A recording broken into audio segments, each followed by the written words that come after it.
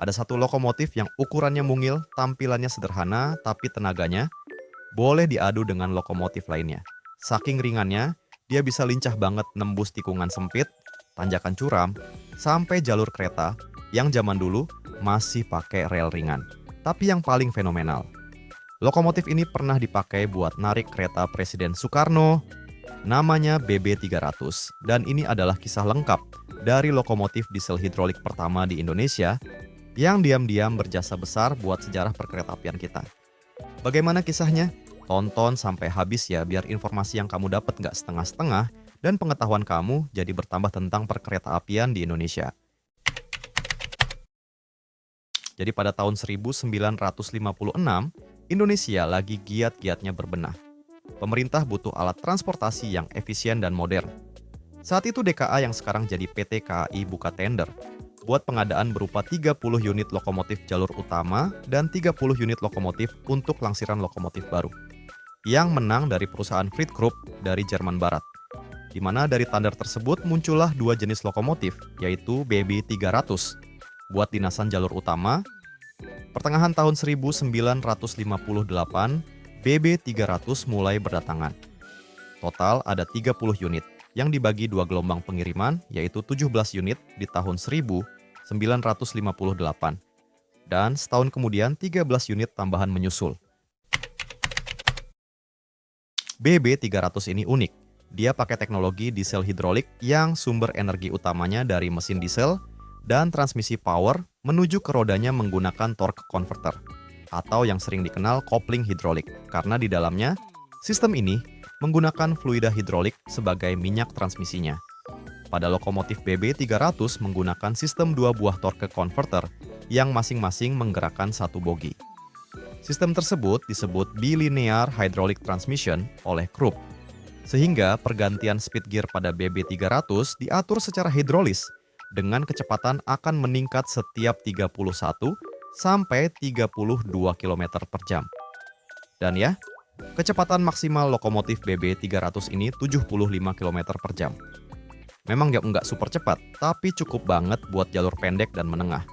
Lokomotif BB300 mempunyai fisik dengan panjang 11,89 meter, lebar 2,72 meter, tinggi 3,7 meter.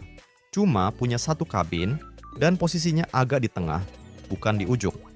Lucunya, kalau lokomotif ini maju, bagian depannya justru yang lebih panjang, karena disitulah mesin diletakkan. Bagian belakang diisi oleh radiator. Mesinnya sendiri buatan Daimler-Benz, tipe 820B, 12 silinder V dengan 680 tenaga kuda. Tenaganya cukup besar, apalagi bobotnya ringan banget.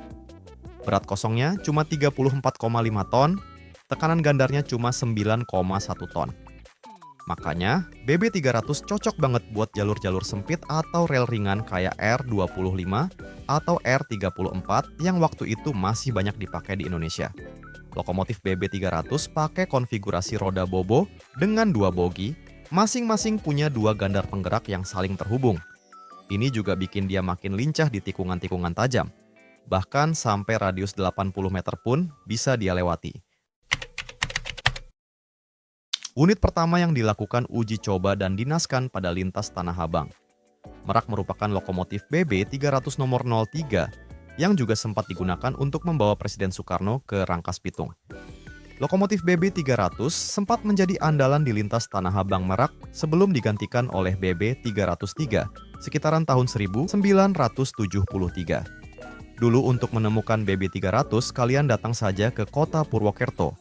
Karena di kota ini terdapat dipo lokomotif yang memiliki lokomotif BB300 yang melimpah. Di Purwokerto, lokomotif BB300 jadi andalan banget. Dipakai buat dinas Purwokerto, Wonosobo, dan Banjar, Cijulang. Alasannya karena jalurnya penuh tanjakan curam dan tikungan tajam, dan lokomotif BB300 cocok sekali untuk jalur tersebut. Lokomotif BB300 nggak cuma dipakai di Jawa loh. Dia juga dikirim ke Sumatera Utara dan Sumatera Barat.